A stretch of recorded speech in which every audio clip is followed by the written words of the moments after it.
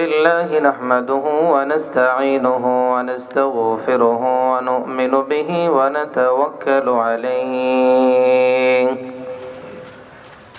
ونعوذ بالله من شرور أنفسنا ومن سيئات أعمالنا من يهده الله فلا مضل له ومن يضلله فلا هادي له ونشهد أن لا إله إلا الله وحده لا شريك له ونشهد أن سيدنا وسندنا وحبيبنا وحبيب ربنا وطبيبنا وطبيب قلوبنا ومولانا وأولانا ومرشدنا محمدا عبده ورسوله أرسله الله تعالى إلى الناس كافة بشيرا ونذيرا وداعيا إلى الله بإذنه وسراجا منيرا أما بعد فقد قال الله سبحانه وتعالى في كلامه المجيد وفي فرقانه الحميد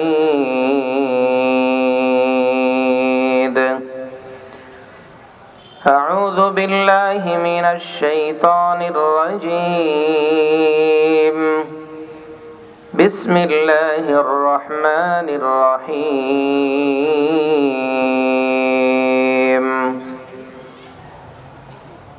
واضرب لهم مثل الحياة الدنيا كماء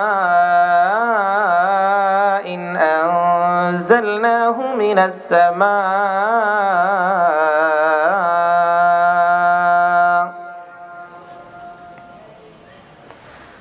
واضرب لهم مثل الحياة الدنيا كماء إن أنزلناه من السماء فاختلط به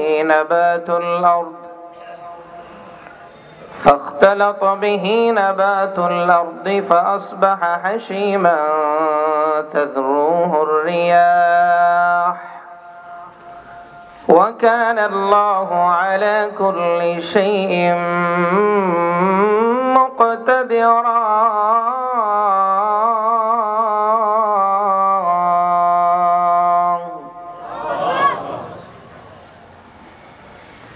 المال والبنون زينة الحياة الدنيا والباقيات الصالحات خير عند ربك المال والبنون زينة الحياة الدنيا والباقيات الصالحات خير عند ربك ثوابا وخير أملا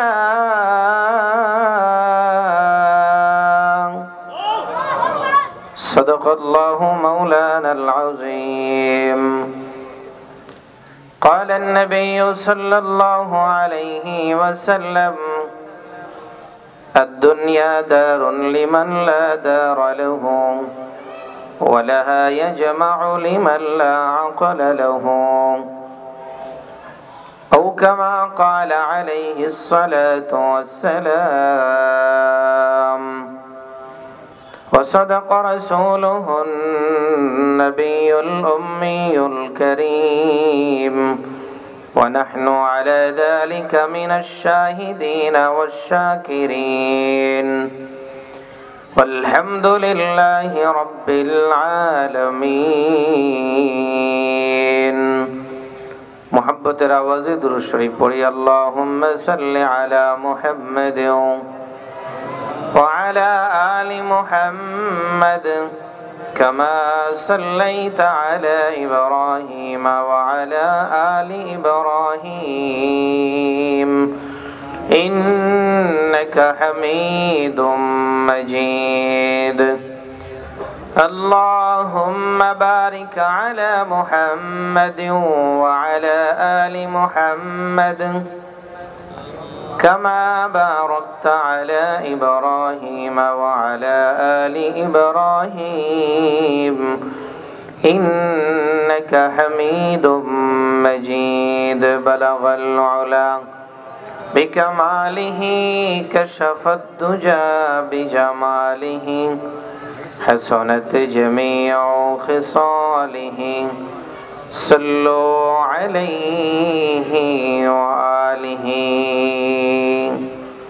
একটু মহব্বতে জিকির করে লা ইলাহা ইল্লাল্লাহ লা ইলাহা ইল্লাল্লাহ লা ইলাহা ইল্লাল্লাহ লা ইলাহা ইল্লাল্লাহ লা ইলাহা ইল্লাল্লাহ লা ইলাহা ইল্লাল্লাহ লা ইলাহা নাই।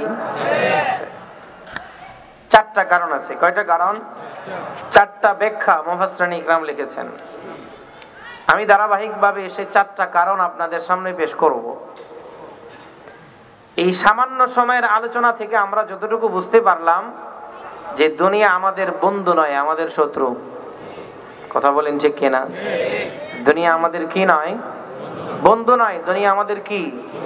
শত্রু। প্রশ্ন আসতে পারে, দুনিয়া আমাদের শত্রু হয় কিভাবে? দুনিয়াতে আমরা চলাফেরা করি, জমি জমায় কাজ করি, ব্যবসা বাণিজ্য করি, দুনিয়াতে বসবাস করি। দুনিয়া ছাড়া দুনিয়াতে চলাই তো মুশকিল, আবার দুনিয়া দুশ্মন হয় কিভাবে? দুনিয়া সর্বপ্রথম শত্রুর নাম। কিভাবে দুনিয়া আমাদের দুশ্মন হয়? এই দুনিয়ার মোহাব্বত আর মায়ায় পড়ে মানুষ আখিরাতকে ভুলে যায়। যায় কি যায় না? দুনিয়ার মোহাব্বতে পড়ে আপন ভাইকে খুন করতে পর্যন্ত দ্বিধাবোধ করে না। একটু আগে আপনাদের সামনে সম্মানিত চেয়ারম্যান সাহেব যে কথাটা বলছেন, 10 কিলো আগে যে সবজির দাম 10 টাকা, সখীপুর আসার পর হয়ে যায় 20 টাকা। এটা কিসের মোহাব্বত? দুনিয়ার বেশি লাভ করতে হবে আমাকে, মানুষের পকেট কাটতে হবে, পকেট খালি করতে হবে। এই মোহাব্বতে সে অতিরিক্ত লাভ করে যাতে দুনিয়াতে সে ভালোভাবে চলতে পারে। অবৈধভাবে দুনিয়া ইনকাম মানুষ এখন কম করে না বেশি করে? সুইস ব্যাংকে যাদের টাকা আছে সব কি বৈধ না অবৈধ?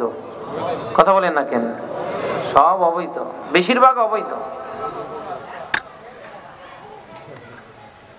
মুহতারাম হাজিরিন, আমরা যারা দুনিয়াতে আছি, আমরা যারা এখানে বসে আছি, আমরা সবাই মুসলিম। আমরা সবাই কি?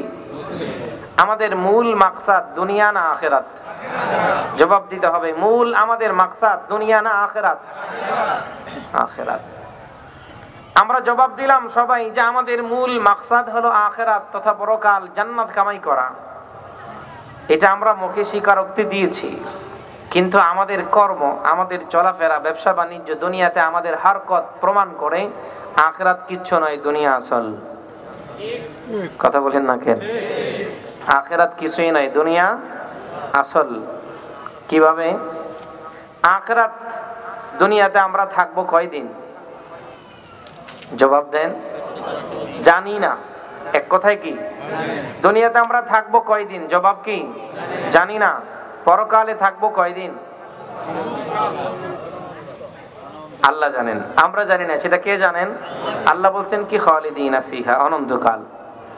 তাহলে যেই জগতে আমরা বসবাস করতেছি সময়টা জানি না, পরিশ্রম এই জগতের জন্য কম না বেশি? আর যেই জগতে শুরু আছে শেষ নাই, সেই জগতের জন্য পরিশ্রম বলতেই নাই। পরিশ্রম বলতে নাই।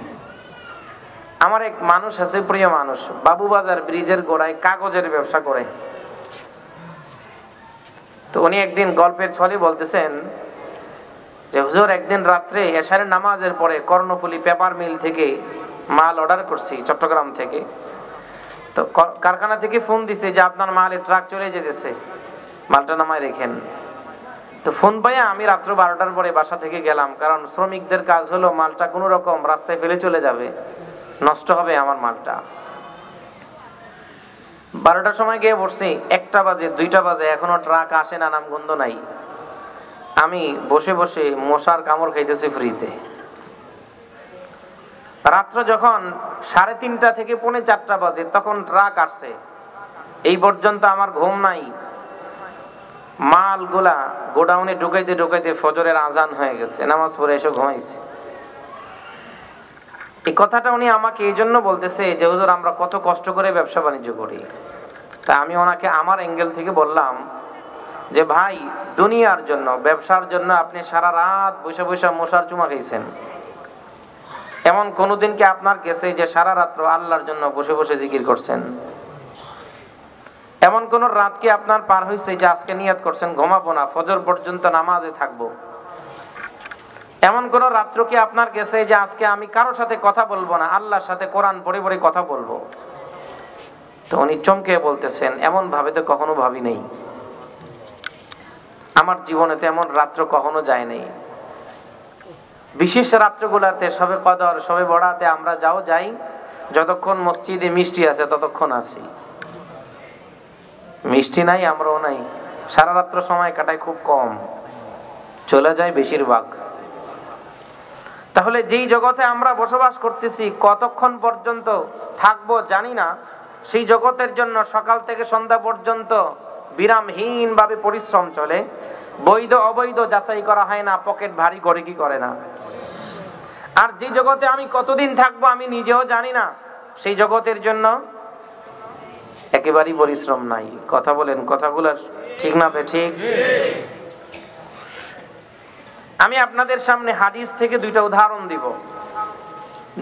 আমরা যাদেরকে আমাদের আকা ভাবি, আমাদের মুরব্বী ভাবি, যাদেরকে আমরা অনুসরণ করি সাহাবায়ে কেরামের আমল থেকে, ওনাদের কাছে দুনিয়া আসল ছিল না, আখিরাত আসল ছিল। 2টা উদাহরণ দিব আপনাদের সামনে হাদিস থেকে। সর্বপ্রথম উদাহরণ হযরত ওসমান গনির নাম শুনেছেন? ওসমান গনি কে ছিলেন? নবীজির জামাতা ছিলেন। শুরুতে যারা মুসলমান হয়েছে তাদের একজন ছিলেন, ইসলামের 3য় খলিফা ছিলেন। নবী আলাইহিস সালাতু ওয়াস সালাম মক্কা থেকে হিজরত করে মদিনায় আগমন করছেন। মদিনায় দাওয়াতু তাবলীগের মেহনত চলতেছে, দাওয়াত চলতেছে। মুসলিম যেখানে ছিল অল্প, 6 মাস 1 বছরের মাথায় মুসলমানের সংখ্যা অনেক বাড়ছে। সমস্যা দেখা দিছে, পানি নাই। মক্কা মদিনায় পানির সংকট কম না বেশি? আগে সেখানে তেলের লিটার ছিল অনেক কম, পানি 1 টাকা এখনো। যদিও তেলের দাম এখন বাড়ছে, পানি কয় টাকা? 1 লিটারের দাম 1 রিয়াল। ওদের কাছে তেল সস্তা, পানি দাম। মদিনায় যাও পানি আছে একটা কুয়া। যারা আমরা হজ্জে বাইতুল্লাহ করেছি, চোখ বন্ধ করে ভাবেন, আমি আপনাদেরকে লোকেশন দেই। মসজিদে নববীর 6 নাম্বার গেট থেকে সোজা দাঁড়াইলে মসজিদে কুবা দেখা যায়। 6 নাম্বার গেট দিয়ে যদি আপনি হাঁটতে থাকেন, সর্বোচ্চ আধা ঘন্টা হাঁটবেন, মসজিদে কুবায় আপনি পৌঁছে যাবেন। এই 6 নাম্বার গেট দিয়ে বের হতে হাতের ডাইনে মসজিদে আবু বকর এবং মসজিদে গামামা, সিদ্দিক আকবরের নামে যে মসজিদ, এখানে এখনো একটা বাগান আছে। তখন বিশাল খেজুরের বাগান ছিল। ওই বাগানের মধ্যে একটা ছোট্ট কুয়া ছিল। এই কুয়াটা ছিল একজন ইহুদির মালিকানায়।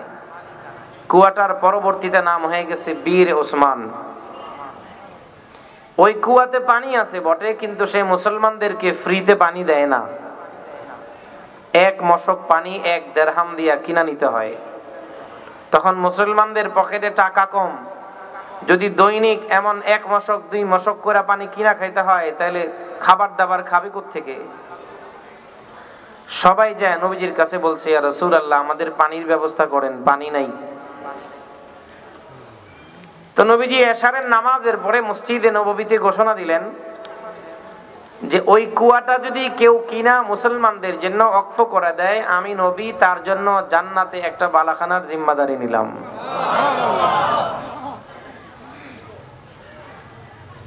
সাহাবায়ে কেরাম সবাই ঘোষণা শুনছেন, কিন্তু সবার কাছে এতটুকু সাহস নাই যে এই কুয়াটা কিনা মুসলমানদের জন্য ওয়াকফ করবে, কারণ সবাই ছিল তখন গরিব। হযরত ওসমান গনি বাড়িতে চলে গেছেন। নবী আলাইহিস সালাতু ওয়াস সালামের ঘোষণা শোনার পরে বসে বসে ভাবতেছেন, আল্লাহর পয়গম্বর তো ঘোষণা দিলেন কুয়াটা যদি কিনা মুসলমানদের জন্য ওয়াকফ করা যায় তাহলে জান্নাত পাওয়া যাবে। খাদেমকে সঙ্গে নিলেন, ইহুদির বাড়িতে হাঁটতে হাঁটতে চলে আসলেন। ইহুদির দরওয়াজার সামনে দাঁড়ায়া আওয়াজ দিতে লাগলেন। ভিতর থেকে ইহুদি ডাক দিয়া বলে, মান দাক্কাল বাব, কে আমার দরওয়াজার সামনে দাঁড়ায়া দাঁড়ায়া গভীর রাত্রে আওয়াজ করেন? বাহির থেকে হযরত ওসমান ডাক দিয়া বললেন, আমি ওসমান গনি, আপনার সাথে মুআমালাত করার জন্য আমি আসছি, দরওয়াজা খোলেন। ইহুদি মুসলমানদের দুশমন নাকি বন্ধু? ছোট না বড়? ওসমান গনি ইহুদিকে ডাক দিয়া বাহিরে বের করে নিয়ে আসলেন। ইহুদি মনে মনে ভাবতেছে, ওসমান গনি আমার বাড়িতে কেন? মদিনার সবচেয়ে ধনী মানুষ। হযরত ওসমান গনি রাদিয়াল্লাহু তাআলা আনহু ইহুদিকে ডাক দিয়া বললেন, তোমার সাথে লেনদেন করার জন্য আসছি। কি লেনদেন করবেন আপনি আমার সাথে? হযরত ওসমান বললেন, এই কুয়াটার মালিক আপনি? কয় হ্যাঁ, কুয়াটার মালিক আমি। কয় আমার কাছে মালিকানা বিক্রি করে দেন। ইহুদি বলে, আপনার কাছে আমি কুয়াটার মালিকানা বিক্রি করতে পারবো না। কয় কেন করবেন না? কয় দৈনিক কুয়াটার মাধ্যমে আমার পকেটে 1000 দিনার আসে, 1000 দিরহাম আসে। দৈনিক শত শত দিনার দিরহাম আমি কামাই করি পানি বিক্রি করে করে। অতএব কুয়াটা আপনার কাছে বিক্রি করা যাবে না, এই কুয়াটার মালিকানা আমার কাছেই থাকবে। আপনি আমাকে জ্বালাতন করবেন না, অফার করবেন না। ইহুদি কুয়া বিক্রি করবে না, হযরত উসমান কুয়াটা কিনবেন। খালি হাতে যাওয়া যায় না। ইহুদিকে লক্ষ্য করে বললেন, পুরা কুয়াটা যদি বিক্রি না করেন তাহলে অর্ধেকটা আপনি আমার কাছে বিক্রি করে দেন, পুরাটা যদি না করেন অর্ধেকটা করেন। ইহুদি বলে, কুয়া তো 2 ভাগ করা যাবে না, অর্ধেকটা কিভাবে আমি আপনার কাছে বিক্রি করব? হযরত ওসমান গনি বললেন, সহজ কথা, অর্ধেকটা মালিকানা যদি বিক্রি করেন 1 মাসের মধ্যে 15 দিন আমার তো 15 দিন আপনার। প্রথম দিন আপনি পানি উঠাবেন, পরের দিন আমি পানি উঠাবো, এর পরের দিন আপনার পালা, তো তারপরের দিন আমার পালা। এইভাবে অর্ধেক অর্ধেক করে আমরা পানি উঠাবো, পানি আমরা বিক্রি করব। আপনি রাজি আছেন কিনা বলেন? ইহুদি মনে মনে চিন্তা করে, ওসমানের অফারটা তো বড় সুন্দর। ওসমান যদি আগের দিন পানি বিক্রি করে, ব্যবসায়ী মানুষ যেহেতু 1 টাকায়, পরের দিন আমি পানি বিক্রি করব 2 টাকায়। ওসমান যদি আগের দিন পানি বিক্রি করে 2 টাকায়, পরের দিন আমি দাম আরো বাড়ায় দেব। কথা বলেন ঠিক না বেঠিক? এই পৃথিবীতে উলামায়ে কেরাম যারা এখানে মসজিদের জিম্মাদারিতে আছেন হারে হারে টের পায়। যে বেচারা বাড়িতে কথা বলতে পারে না, বিবির সামনে জোর গলায়, ইমাম সাহেবের সামনে জোর গলায় কথা বলে কি বলে না? কথা বলেন। কয়েকদিন আগে ঢাকার মিরপুরে এক মুয়াজ্জিনকে সভাপতি ধমকাইছে, মনে আছে না আপনাদের? পরে সভাপতির সভাপতিগিরি আর নাই। কেন? একটা এসি না ফ্যান চলতেছে, দেরি হলো কেন বন্ধ করতে? মুসলমান ভাইরা রে আমার, যেই মানুষটা কারোর সামনে কথা বলতে পারে না, মসজিদে এসে মাতাব্বরি করে কি করে না? তালাশ করে দেখেন, জন্মের ঠিক নাই। জোরে বলেন ঠিক না বেঠি? আদবের সাথে বলেন, ইমাম সাহেব এই কাজটা এইভাবে করলে সুন্দর হয়। আপনি এসে ধমক দেন কেন? সে তো আপনার গোলাম নাই, আল্লাহর ঘরের গোলাম। কথা বলেন ঠিক না বেঠি? 1 নম্বরে ইমামতি করা অনেক কঠিন আমাদের দেশের প্রেক্ষাপটে। সৌদি আরবে কঠিন না, মধ্যপ্রাচ্যে কঠিন না, আমাদের দেশে অনেক কঠিন। 2 নম্বরে হালাল ভাবে ব্যবসা করা অনেক কঠিন। কিভাবে? নাটোর থেকে চাউলের গাড়ি রওনা দিয়েছে, মনে করেন 2000 টাকা পার পিস বস্তা। যমুনা সেতু, বঙ্গবন্ধু সেতু পার হওয়ার পরে আপনি মনে করছেন, শুনলেন যে বস্তায় 200 টাকা বাড়ছে। একজনের সাথে আপনার লেনদেন হয়ে গেছে, এই ট্রাক চাউল আমারে দেন। ওই বেচারাকে ফোন দিয়া বললেন চাউল দেওয়া যাবে না, অথচ একটু আগে আপনার তার সাথে মুআমালা হয়ে গেছে। এখন এটা ক্যান্সেল করা আপনার পক্ষে জায়েজ নাই। তাইলে এটা আপনি যে তাকে ক্যান্সেল করলেন, এটা হালাল না হারাম? হালাল ভাবে ব্যবসা করা অনেক কঠিন। 3 নম্বরে হজের আহকাম পুরোপুরি পালন করে হজ করা অনেক কঠিন। কথা বলেন ঠিক না বেঠিক? অনেক কঠিন। এই তিনটা কাজ আমার দৃষ্টিতে অনেক কঠিন, আর কাছে অন্য, আপনাদের কাছে অন্য কিছু থাকতেও পারে। মুহতারাম হাজিরিন, ইহুদি মনে মনে ভাবে ওসমান যদি আগের দিন 2 টাকা 1 মশক পানি বিক্রি করে, পরের দিন আমি দাম বাড়ায় দেব। ওসমানও ব্যবসায়ী, আমিও ব্যবসায়ী, এই চিন্তা মনে মনে করে হযরত ওসমানের সামনে ইহুদি বলতেছে, হ্যাঁ আমি অর্ধেকটা মালিকানা বিক্রি করে দেব। হযরত ওসমান খুশি হয়ে বললেন, কত দিতে হবে টাকা? ইহুদি চিন্তা করে দেখে ওসমান হলো মুসলিম, আমি হলাম ইহুদি, জাত ভিন্ন, ধর্ম ভিন্ন, অতএব ওর কাছ থেকে টাকা যত বেশি নেওয়া যায় তত আমার লাভ, দাম কম চেয়ে লাভ নাই। ইহুদি ওসমানের সামনে দাম হাঁকালেন 12,500 দিনার। কত টাকা? 12,500 দিনার। বর্তমানে বাংলাদেশে মূল্যে যদি হিসাব করেন 12,500 কোটি টাকার বেশি হবে। ওসমান আলহামদুলিল্লাহ বললেন, হ্যাঁ আমি তোমাকে 12,500 দিনার দিয়া দিব। খাদেমকে বললেন, আর দেরি করবে না, যাও বাড়ি যাও, বিবিকে গিয়া বলবা 12,500 দিনারের যেগুলা মাল আছে, যেগুলা পুটলি করা আছে সব নিয়ে আসো। ইহুদির সামনে পুরা টাকাটা পেট করে দিলেন, 12,500 দিনার তাকে মূল্য চুকাইয়া দিলেন। বললেন, আগামীকালকে তোমার পালা, প্রথম দিন তুমি পানি বিক্রি করবে। হযরত ওসমান কুয়া মালিকানা অর্ধেকটা কিনা বাসায় চলে আসছেন। ফজরের নামাজ পড়ার জন্য মসজিদে নববীতে গেলেন। হাবিবে কিবরিয়া সাহাবায়ে কেরামের সামনে বসে আছেন, নামাজ খতম হয়ে গেছে, পানির ব্যবস্থা এখনো হয় নাই। হযরত ওসমান দাঁড়ায় বললেন, ইয়া রাসূলুল্লাহ, গত রাত্রে আপনি ঘোষণা দিয়েছিলেন কুয়াটা যদি কিনা মুসলমানদের জন্য ওয়াকফ করে দিতে পারি তাহলে জান্নাতের মধ্যে ঠিকানা হয়ে যাবে। আমি পুরা কুয়াটা কিনতে পারি নাই, অর্ধেকটা মালিকানা কিনে নিয়েছি। ওগো আল্লাহর পয়গম্বর, আমার জন্য জান্নাতের মধ্যে বালাখানা হবে কি হবে না সেটা আমি জানি না, তবে আমি এই কুয়াটা কিনলাম, আজকে আমার পালা। এই কুয়া থেকে আমি আজকে একা পানি উঠাবো না, মদিনার সমস্ত মুসলমানদের জন্য আমার মালিকানার দিনটা আমি ওয়াকফ করে দিলাম। হাবিবি কিবরিয়া বললেন, যাও পানি সংগ্রহ করো। মুসলমান যাদের সারাদিন 1 মশক পানি লাগতো তারা 2 মশক নিয়ে আসছে, কারণ পরের দিন কার পালা? কথা বুঝতেছেন না? পরের দিন ইহুদির পালা, ইহুদি তো তার দাম বাড়ায় দেবে। আল্লাহর কুদরত দেখেন, যে কুয়ার পানির স্তর ছিল 40 ফিট নিচে, মতান্তরে 50 ফিট নিচে, হাদিসের রওয়ায়াত। পয়গম্বর যখন ঘোষণা করলেন, যাও আজকে তোমরা সেই কুয়া থেকে পানি উত্তোলন করো, নবীজি কুয়ার দিকে হাতের আঙ্গুল দিয়ে ইশারা করার সাথে সাথে মুসলমান ফজরের নামাজ শেষ, সবাই যার যার প্রয়োজনীয় হান্ডি পাতিল নিয়ে, প্রয়োজনীয় আসবাব নিয়ে কুয়ার সামনে দাঁড়ায় গেছে। কুয়ার পানির স্তর ছিল 40, মতান্তরে 50 ফিট নিচে। হাবিব কিবরিয়ার আঙ্গুলের ইশারার সাথে সাথে কুয়ার পানিটা চলে আসছে কুয়ার কানায় কানায়। আল্লাহু আকবার, জোরে বলি আল্লাহু আকবার। কুয়ার কানায় কানায় পানি চলে আসছে। মুসলমান কষ্ট ছাড়া পানি সংগ্রহ করতে লাগলেন। সারাদিন যার যার প্রয়োজন অনুযায়ী পানি নিয়ে গেছেন। পরের দিন ইহুদি চেয়ার টেবিল নিয়ে বসছে। কি করবে? ব্যবসা করবে বেশি। কি করবে? ব্যবসা।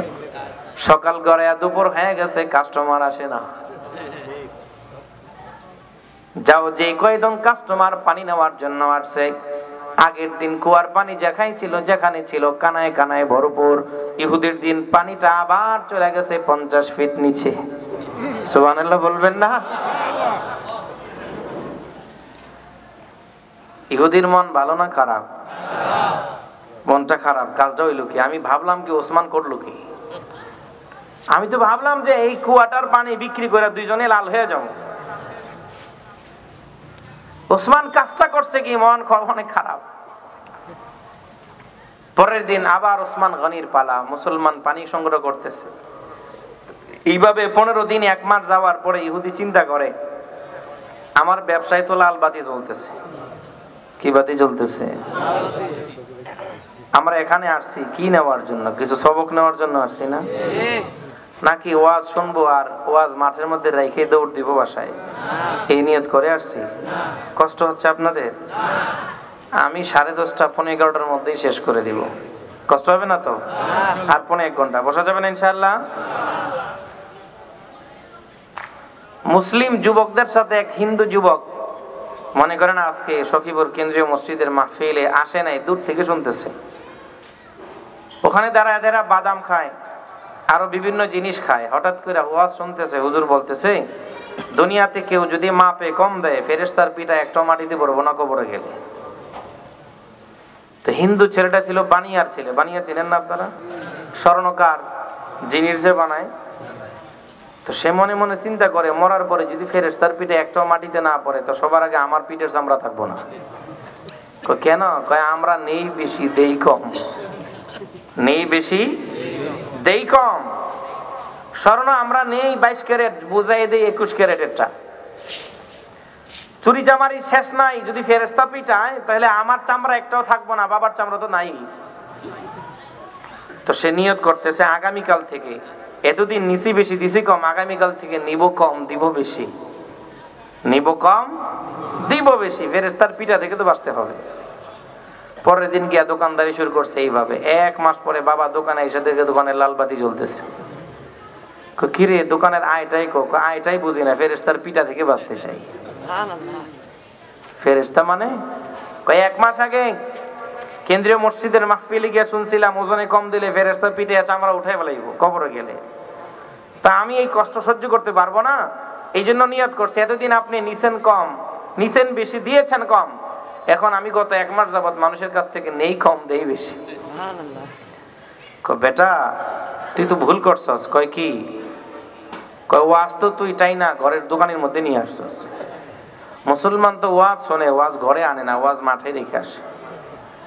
ছেলে কয় বিশ্বাস করি না। কয় চল তোরা বিশ্বাস করামো। মনে করেন 1 মাস পরে আবার তফসির মাহফিল এই মাঠে নিয়ে আসছে, ও বাহিরে দাঁড়াইছে। দোয়া শেষ হওয়ার পরে মাশাআল্লাহ আপনারা তো সুন্দর বিছানায় বসছেন, গ্রাম অঞ্চলে নিচে কুটা বিছাই দেয়। কুটা চিনেন? খড়কুটা। দীর্ঘক্ষণ খড়কুটার মধ্যে বসলে পিছনে একটু ময়লা টলা লাগে না? শেষ মোনাজাতের পরে মানুষ নিজেদের কাপড় পরিষ্কার করতেছে, আর হিন্দু বাবা তার ছেলেকে বলতেছে দেখ এতক্ষণ বসে বসে ওয়াজ শুনছে মাঠের মধ্যে, ওয়াজগুলি মাঠে জাইরা ফালাইয়া খালি হাতে বাড়ি যেতেছে। তুই তো বেটা পকেটে করে ওয়াজ দোকানে নিয়ে আসছস, তোর ধারণা ভুল। অতএব আগের মতো ব্যবসা কর, নিবি বেশি দিবি কম। আমাদের নিয়ত কি এটা যে যা শুনছি সব মাঠে রেখে যাব, না কিছু নিয়ে যাব? নিয়ে যেতে। 15 দিন 1 মাস যাওয়ার পরে ইহুদির মন খারাপ। এবার 1 মাস আগে ইহুদি আসছেন, ওসমান আসছেন ইহুদির বাড়িতে, আবার ইহুদি গেছে ওসমানের বাড়িতে। ওসমান গনির বাড়ি গিয়ে আওয়াজ করতেছে ওসমান আছেন। হযরত ওসমান গনি ঘর থেকে বের হয়ে আসলেন। কে আপনি? আপনি আমাকে ডাকেন কেন? ইহুদি ডাক দেয়া বলে আপনার সাথে আমার একটা লেনদেন হয়েছিল 1 মাস আগে। কুয়ার মালিক আমি। কয় হ্যাঁ চিনছি, কি জন্য আসছেন? কয় আমি যে আপনার কাছে অর্ধেকটা মালিকানা বিক্রি করে দিয়েছি, বাকি অর্ধেকটাও রাখতে চাই না, বাকিটাও বিক্রি করে দিতে চাই। হযরত ওসমান অর্ধেকটা মালিকানা কিনছেন, মনে শান্তি নাই, কারণ রাসূল বলেছেন পুরা কুয়াটা কিনে যে মুসলমানদের জন্য ওয়াকফ করবে জান্নাতে তার ঠিকানা হবে। অর্ধেকটা কিনছেন, মনের মধ্যে প্রশান্তি লাভ করতেছেন না।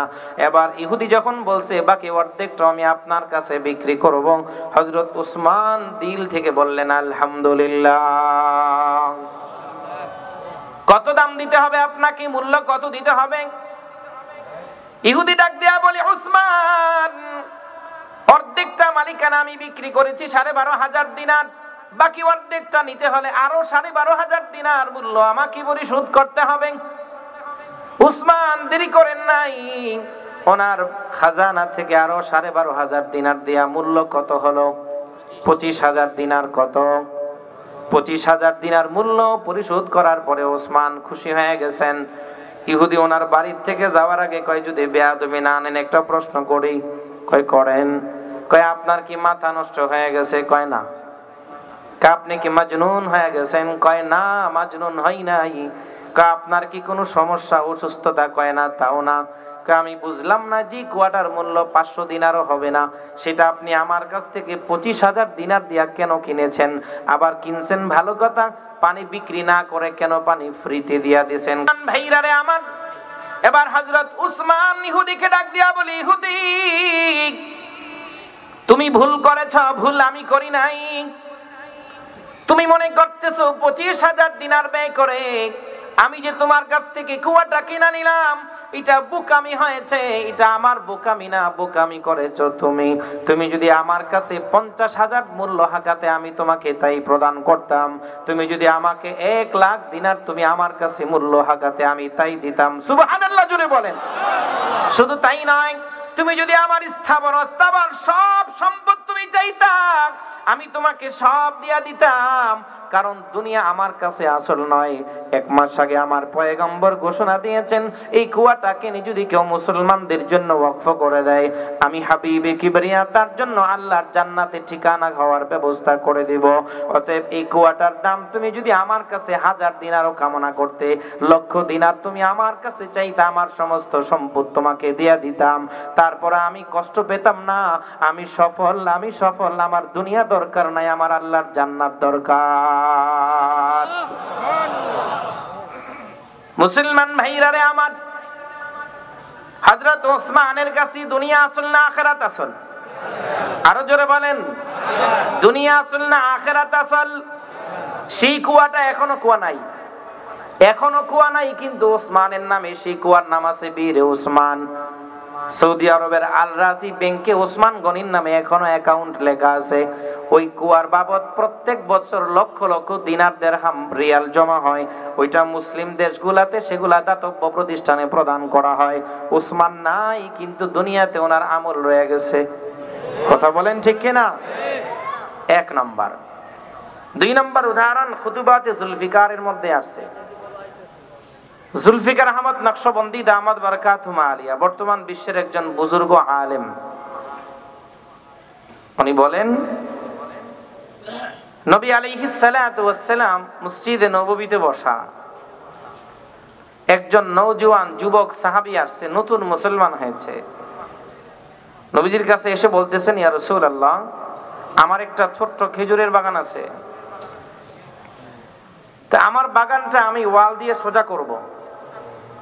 কিন্তু ওয়াল দিয়ে সোজা করতে গিয়ে দেখি আমার আরেক মুসলমান ভাইয়ের 10টা খেজুরের গাছ আমার বাগানের মধ্যে প্রবেশ করে ফেলছে। এতদিন মাপজুব ছিল না। তা আপনি যদি ওনাকে অনুরোধ করতেন যে উনি মেহনত করে ঘাসগুলা লাগাইছে, বড় করছে, এমনি এমনি তো গাছগুলা নেওয়া যায় না, উনি যেন আমার কাছে সঠিক মূল্যে বিক্রি করে দেয়। সুন্দর আখলাক দেখেন। আপনার জমিনে যদি আরেকজনের ঘাস ভুলে চলে যায়, কিনা নিবেন না দৌড়ানি দিবেন? বলবেন যাবি না, চেয়ারম্যানের বিচার দিব। কারণ আমার জমিনে তোর গাছ আসবে কেন? হুশ নাই? তুমি তোমার জায়গায় লাগাইতে পারো না? সাহাবী বলতেছে, রাসূলুল্লাহ, আমার ভাইয়ের 10টা গাছ আমার বাগানে ঢুকে গেছে, আপনি তাকে অনুরোধ করেন উনি যেন আমার কাছে বিক্রি করে দেয়। বিক্রি করে দিলে কি হবে? আমি সঠিক মূল্যে কিনা নিব, ওনার যাতে লস না হয়, ক্ষতি না হয়। নবীজি ওই সাহাবীকে ডাকছেন, তার 10টা গাছ। উনি হলেন বৃদ্ধ মানুষ, বুড়া মানুষ, বুড়া সাহাবী। নবীজি বলতেছেন, এই তোমার 10টা গাছ তার বাগানে চলে গেছে, তুমি তার কাছে বিক্রি করে দাও। তো ওই সাহাবী বলতেছে, ইয়া রাসূলুল্লাহ, এটা কি আপনার আদেশ? কয় না, তার পক্ষ থেকে সুপারিশ করতেছি। কয় তাহলে বিক্রি করব না। কয় কেন? কয় আমার বাগানে মোটে মোটে খেজুর বাগানে আছে, গাছই আছে 40টা, যদি 10টা চলে যায় 30টা দিয়ে আমার ফ্যামিলি চলবে না, আমি বুড়া মানুষ, কোনো কাজ করতে পারি না। আপনার আদেশ হলে কোনো কথা নেই, আমি ছেড়ে দেব। কয় না, আমার আদেশ না, আমি তার পক্ষ থেকে তোমার সুপারিশ করতেছি। কয় তাহলে আমি বিক্রি করব না। তো নবীজি দেখলেন যাদের বয়স বেশি হয় মেজাজ একরকম হয়ে যায়। কয় রকম হয়? কথা বুঝতেছেন তো? বুড়া মানুষ ডাক্তারের কাছে গেছে, যা বলতেছে, ডাক্তার সাহেব আমার সারা শরীর ব্যথা। কয় এটা আপনার বয়সের দোষ। আমার রাত্রে ঘুম হয় না 1 ঘন্টার বেশি। কয় এটাও বয়সের দোষ। আমার জিহ্বার মধ্যে রুচি নাই, খাইতে পারি না। কয় এটাও বয়সের দোষ। এবার বুড়া মিয়া মেজাজ খারাপ হয়ে গেছে। আমি, আপনি কিসের ডাক্তার? সমস্যা 3টা বললাম, জবাবে বললেন আমার বয়সের দোষ। কয় চাচা মিয়া রাগ করেন না, আপনি যে রাগ করছেন এটাও বয়সের দোষ। কারণ বুড়া বয়সে সারা শরীর ব্যথা করবে, মুখে রুচি থাকবে না, রাত্রে ঘুম হবে না বেশি, এটাই তো স্বাভাবিক। তো নবীজি বলতেছেন, তুমি যদি তোমার ভাইয়ের কাছে বিক্রি না করো তাহলে আমার কাছে করো। কয় ইয়া রাসূলুল্লাহ, এদিকে আপনার আদেশ। কয় না, আদেশ না, তোমাকে আমি সুপারিশ করতেছি। কয় তাহলে বিক্রি করব না। কয় করবে না? কয় না, আমি বুড়া মানুষ, কোনো কাজ করতে পারি না, খেজুরের ফল দিয়া, খেজুর দিয়ে আমার পরিবার পরিজন চলে।